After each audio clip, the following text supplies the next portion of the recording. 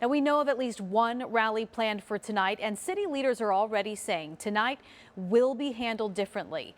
ABC 15's Nicole Grigg joining us live from outside City Hall. And Nicole, you are learning that the National Guard could play a role tonight. Yeah, we are just learning this. However, it's just in support mission right now of law enforcement. And we just saw police officers behind us, but they just took off down the road on Washington towards the state capitol, where we actually just saw dozens of protesters already out here headed that way. They were expected to start at City Hall. You can see barricades around this entire area. These are like bike racks. So let's hope this is enough to not see what we saw last night, like breaking those windows, vandalizing 18 buildings across downtown Phoenix.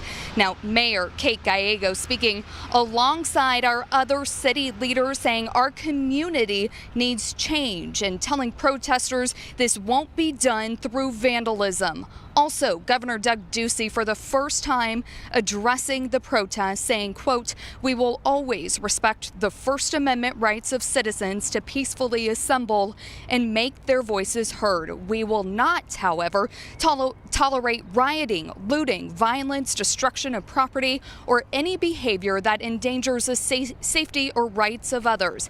But the governor never addressing how we got here, which is the death of George Floyd. He never said him by name or mentioned racial inequality. And with threats to down the city with flames tonight, I asked Phoenix Police Chief what is being done to protect downtown Phoenix. What we tolerated last night will not be tolerated today. We talked about the ped fencing. I've reached out to pretty much every law enforcement agency in the city and in the county.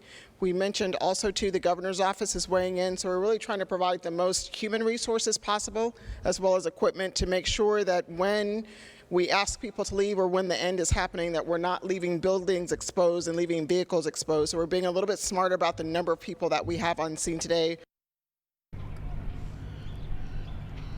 And a live look right now, City of Phoenix setting up big boulders, cement barricades around the streets down here to try to keep people, cars from entering this area, especially if this is where protesters will be. Again, the National Guard just telling us that the governor has authorized the activation of up to 150 National Guard members as a support resource to law enforcement, not to be law enforcement. So again, we just saw protesters already out here marching down the road towards the state capitol. We're live in Phoenix. Nicole Grigg, ABC 15, Arizona. Yeah, certainly a plea for peaceful demonstrations tonight, so hopefully that is the case. Thank you, Nicole, for that update.